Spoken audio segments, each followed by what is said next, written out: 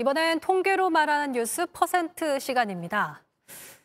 아이를 키우는 여성 가운데 일을 그만두고 경력이 단절된 여성, 이른바 경단녀의 비율은 25.3%. 정부는 육아휴직 기간을 최대 1년 6개월까지 늘리는 방안을 포함해서 각종 지원책을 발표하고 있는데요. 이런 정책들이 실질적으로 경단녀를 줄이고 나아가 출산율을 높이는 데 도움이 될지 안지연 기자가 짚어봤습니다. 한 가정의 주 양육자는 대체로 소득, 좀 더 구체적으로는 기회비용에 따라 결정됩니다. 취재진이 만난 세 아이를 키우고 있는 교사 부부는 그 기회비용이 비슷해 둘 다 나란히 육아휴직을 썼습니다.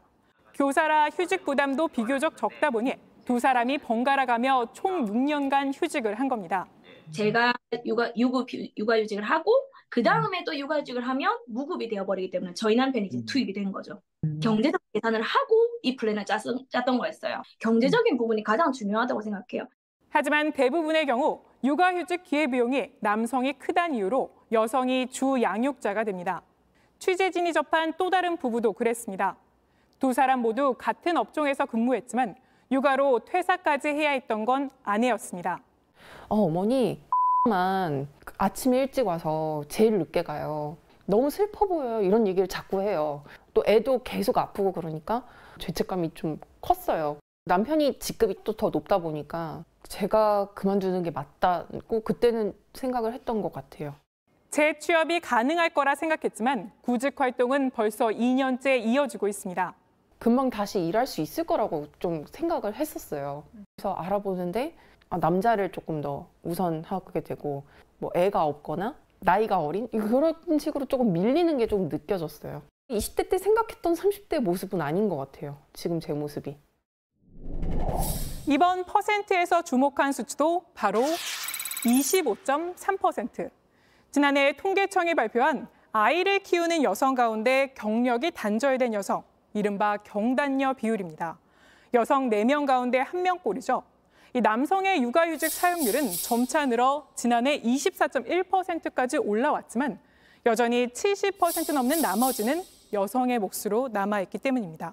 이 경단녀는 여성의 세대별 고용률 통계에서도 고스란히 나타납니다.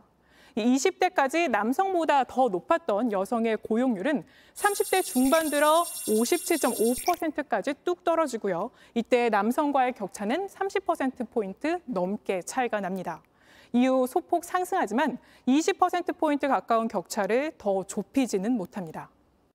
이 격차는 결국 남녀 간 임금 차별을 불러오고 가정 내에서 기회비용을 따져 여성이 주 양육자가 되는 모습으로 돌아갑니다.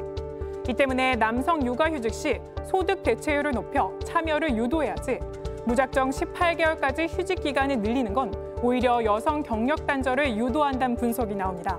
그러니까 제일 중요한 건 휴직을 했을 때 적정한 소득이 보장이 돼야 휴직이 가능한 형태가 되어야 되는데 길면 길수록 여성 같은 경우에는 경력 단절이나 노동의 참여를 저해하는 요소가 많다는 연구도 되게 많아요. 또 이마저도 육아휴직 자체를 쓰기 힘든 비정규직은 휴직급여 지급을 받지 못하는 것도 한계로 지적됩니다.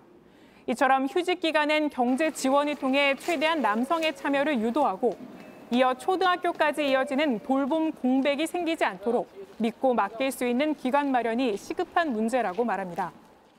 이 문제가 해결되지 않는다면 여성의 경력 단절이란 희생으로 만들어진 지금의 합계 출산율조차 지키기 힘들지도 모릅니다. 지금까지 퍼센트의 안지연이었습니다.